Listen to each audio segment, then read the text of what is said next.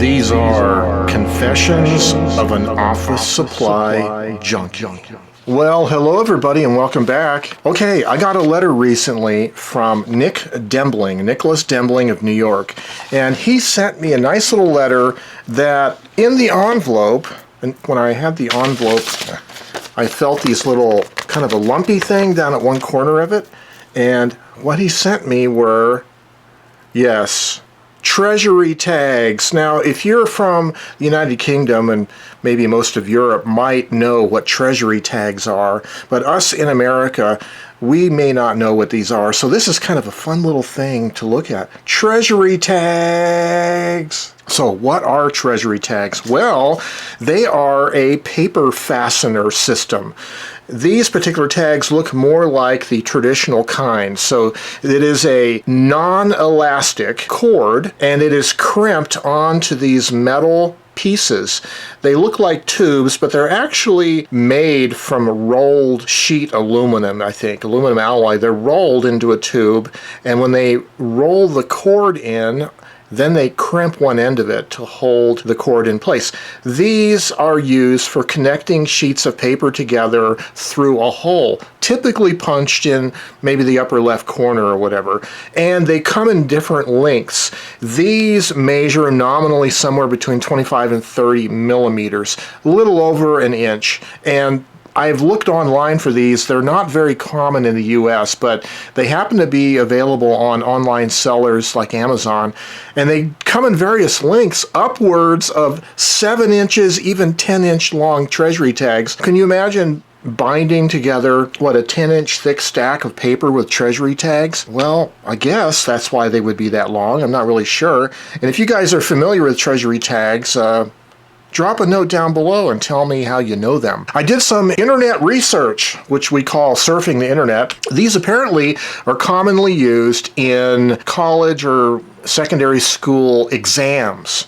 They would oftentimes have your test papers laid out, upper left corner punched, and you would attach the documents together with a Treasury tag. These are very common in United Kingdom, British school systems, apparently in offices, much more so than in the United States. I did see also not only the metal-ended Treasury tags. I don't know if these are called ferrules, but I've also seen plastic ones where this part is plastic and the cord or string is molded or something into the plastic instead. So there are metal and plastic ones, but I thought it would be fun to, since I have a number of them here, I think I should try to figure out how this works with a stack of paper that's already been hole punched. So I have various 3-ring binders. If we were to look at the lower right corner, there's some 3-ring binders right here down there, and I have some already punched papers. So let's take a sheaf of punched papers and see how well it works with Treasury tags. Well, one of these 3-ring binders is blog articles from 17 May 2021. There's actually not that many because I haven't been prolifically blogging onto my blog, but I thought given the length of these Treasury tags of being roughly an inch, and this pack of papers of various sizes is maybe a centimeter or so. Don't you love it when I mix imperial and metric? Yes. Okay, so these have already been punched. So what we want to do is kind of keep them organized. And there's various ways of me doing this that would be better than others, but let's try pulling the top ring loose and keep the other two in place so that we won't get them too mixed up. And we're just going to run one of these ferrules through like that. That's basically all you're supposed to do. And so now, in theory, all I have to do is pull this out, and we will set the binder aside. And here we go. We have a sheaf of paper, and they are all organized. So let's see how this works. So Treasury tags, there's one side, there's the other, and I should be able just to open them up, and given the amount of paper you're using and the length of your Treasury tag will determine how much slack you have here. But you'll notice that it looks like, well, this was already ripped, of course, and that's maybe one of the issues with any kind of ring binding system when the paper is flimsy. But let's see here. Yeah, So the thing about Treasury tags, right, is you can bind papers together or documents, multi-page documents together, and be able to open them flat on a table, on a surface like this, and be able to sheaf through them, flip through them, but keep them in order, right? So the order doesn't get messed up, and yet at the same time, they're easy enough to unbind, because all I do is really just push the tag through if I want to unbind these and remove a paper. So this is pretty cool. I can see why these are very well regarded in the United Kingdom. This is actually pretty nice. Let's open up further down in the sheath here. We're getting closer, probably past the midway point of the stack. I can see where it gets a little bit tight here. It depends on, again, how much paper you have and how long your Treasury tag is. You could end up wrinkling the paper a little bit, but other than that, it works just fine. The thing I like about it is that you're not poking holes otherwise in the paper like with a stapler. If you're going to ring bind these anyways in a 3-ring binder, you're going to have a hole up here in the corner anyways. Well, that gets to a little bit of the history of usage of these Treasury tags. And as Nicholas wrote me in his letter, the most famous user of Treasury tags was Winston Churchill.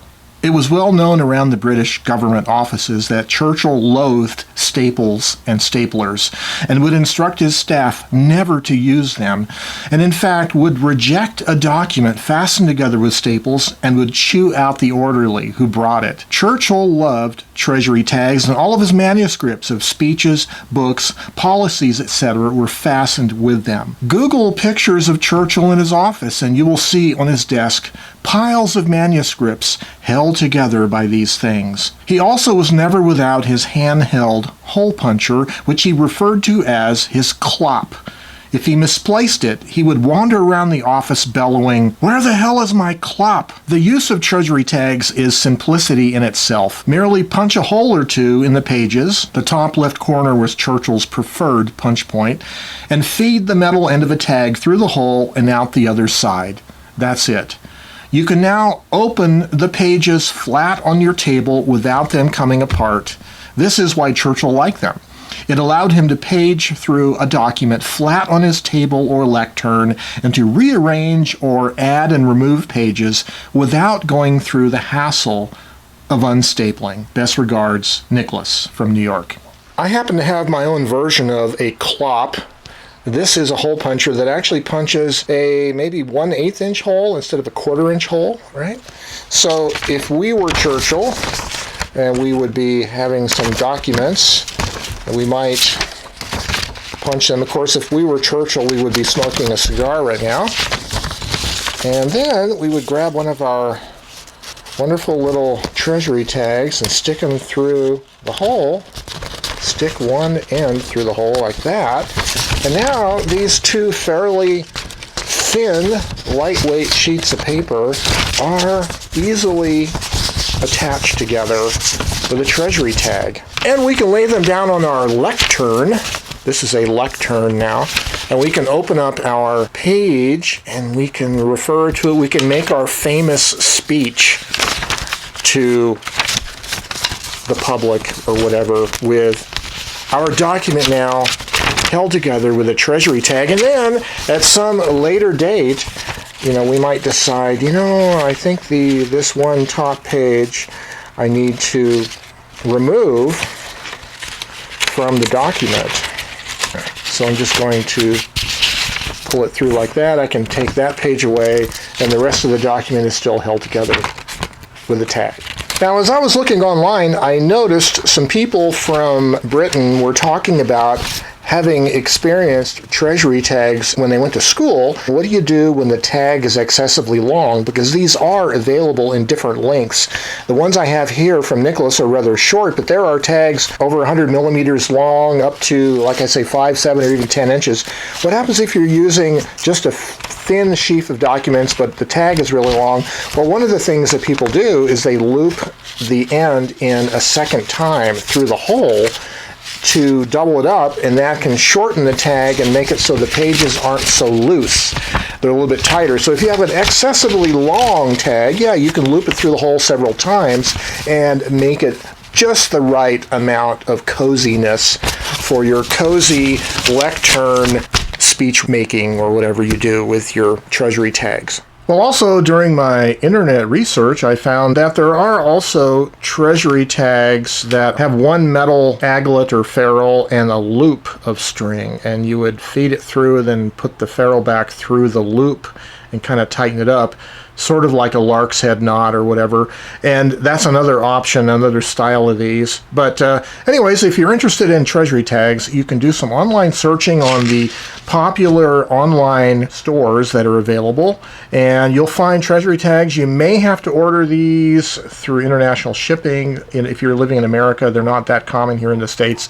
So as I was thinking about Treasury tags and how you use them to bind up papers on one corner with a hole, it got me thinking about the Hipster PDA. I don't know if you guys remember the Hipster PDA. I've mentioned it several times here on this channel before. Basically, before the era of smartphones, so in other words, before 2007, let's say in the early aughts, late 90s, there were personal digital assistants, electronic devices, pocket-sized, handheld. Most of them weren't phones, but they were a touchscreen LCD display that you could do like calendar, memo keeping, note taking. There was several popular operating systems. One of them was Palm, the other one was a Windows Mobile. So it was like a full little Windows computer in a palm-sized device. Anyways, there was a guy named Merlin Mann, and right about that time in the early 2000s, he decided that because of this hipster trend of carrying and using personal digital assistants, he come up with the idea of using index cards. And he would hole punch them in the corner or up on the top edge, ring bind them with these metal ring binders, and put them in your hip pocket as a kind of spoof, but also an alternative to the personal digital assistant. And they actually got to be quite popular. I was one of the early adepts of the Hipster PDA myself, and I used them actually quite a bit in my job when I wasn't actually in the clean room.